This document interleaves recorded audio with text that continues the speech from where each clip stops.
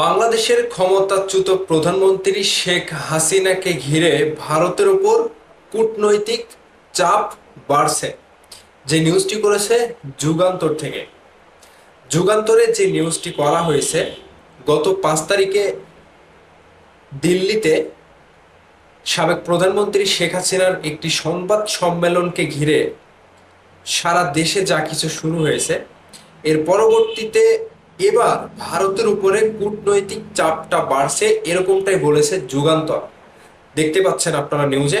আমরা নিউজের বাইরে কোনো কিছু বলবো না, নিউজে যেটা বলা হয়েছে সেটাই আপনাদের কাছে হুবহু তুলে ধরবো। আপনাদের মতামত আপনারা কমেন্ট করতে পারেন।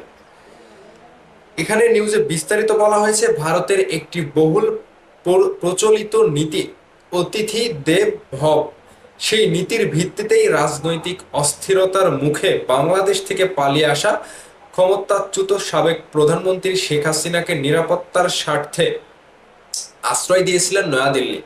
তখন সেটিকে মানবিক সিদ্ধান্ত বলেই ব্যাখ্যা করেছিল ভারত সরকার।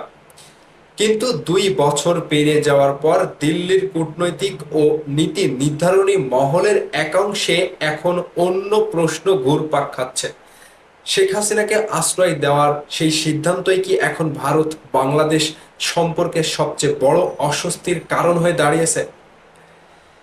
দিল্লির কূটনৈতিক মহলের পর্যবেক্ষণ, গত 2 বছরে ঢাকা ও দিল্লির মধ্যে যেসব গুরুত্বপূর্ণ দ্বিপক্ষীয় আলোচনা প্রত্যাশিত গতিতে এগোয়নি, তাই তার প্রায় প্রতিটি ক্ষেত্রেই প্রত্যক্ষ বা পরোক্ষভাবে ফিরে এসেছে শেখ হাসিনার প্রসঙ্গ।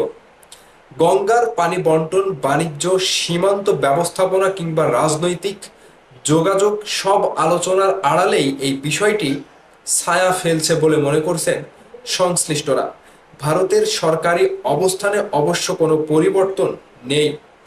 নয়াদিল্লি এখনো বলছে শেখ হাসিনাকে নিরাপত্তার কারণেই আশ্রয় দেওয়া হয়েছে এবং ভারতে অবস্থান করে তিনি যে রাজনৈতিক বক্তব্য দিচ্ছেন তা তার ব্যক্তিগত সিদ্ধান্ত, এর সঙ্গে ভারত সরকারের কোনো সম্পর্ক নেই। কিন্তু দিল্লির নীতি নির্ধারণী মহলের একাংশের মতে বাস্তব কূটনীতিতে এই ব্যাখ্যা সব সময় কাঙ্ক্ষিত ফল দিচ্ছে না, বরং শেখ হাসিনাকে ঘিরে তৈরি হওয়া পরিস্থিতি ভারতকেই বারবার অস্বস্তিকর অবস্থায় ফেলছে। ভারতের নিরাপত্তা ও পররাষ্ট্র মহলের একাধিক সূত্রের দাবি, শেখ হাসিনার সঙ্গে নিয়মিত যোগাযোগ রেখে পরিস্থিতি বোঝানোর চেষ্টা হয়েছে। শুরুতে সেই দায়িত্ব পালন করেন জাতীয় নিরাপত্তা উপদেষ্টা অজিত দোভাল। পরে সেই দায়িত্ব গোয়েন্দা সংস্থার শীর্ষ কর্মকর্তাদের হাতে যায়। দিল্লির আশা ছিল সময়ের সঙ্গে সঙ্গে এমন একটি রাজনৈতিক পথ তৈরি হবে যাকে ভারত একদিকে মানবিক অবস্থান বজায় রাখতে পারবে, অন্যদিকে বাংলাদেশের সঙ্গে সম্পর্ক নতুন করে গতি পাবে। কিন্তু সেই প্রত্যাশা এখনো পূরণ হয়নি বলে মনে করছেন অনেক পর্যবেক্ষক। দিল্লির আরেকটি মূল্যায়ন হলো, আওয়ামী লীগের ভবিষ্যৎ রাজনৈতিক কৌশল নিয়ে ভারতের কিছু পরামর্শ শেখ হাসিনা গ্রহণ করেননি। দলের নেতৃত্ব এবং রাজনৈতিক অবস্থান নিয়ে তার অবস্থান দিল্লির একাংশকে হতাশ করেছে বলেও সংশ্লিষ্ট মহলে আলোচনা রয়েছে।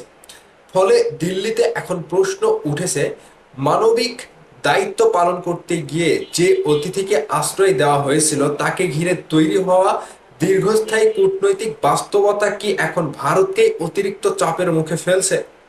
দিল্লির পর্যবেক্ষকদের একাংশের মতে, শেখ হাসিনার বিষয়টি কোনো গ্রহণযোগ্য সমাধানের দিকে না গেলে ভারত বাংলাদেশ সম্পর্ককে আগের স্বাভাবিক ছন্দে ফিরিয়ে আনা সহজ হবে না। তো নিউজে যা কিছু আপনারা দেখলেন শুনলেন, শেখ হাসিনাকে নিয়ে কূটনৈতিক চাপে ভারত। তো যে বিস্তারিত আপনারা কথাগুলো শুনলেন, এগুলো শোনার পরে আপনাদের কাছে কি বলে মনে হচ্ছে? আপনাদের মূল্যবান মতামত কমেন্ট করে জানাবেন।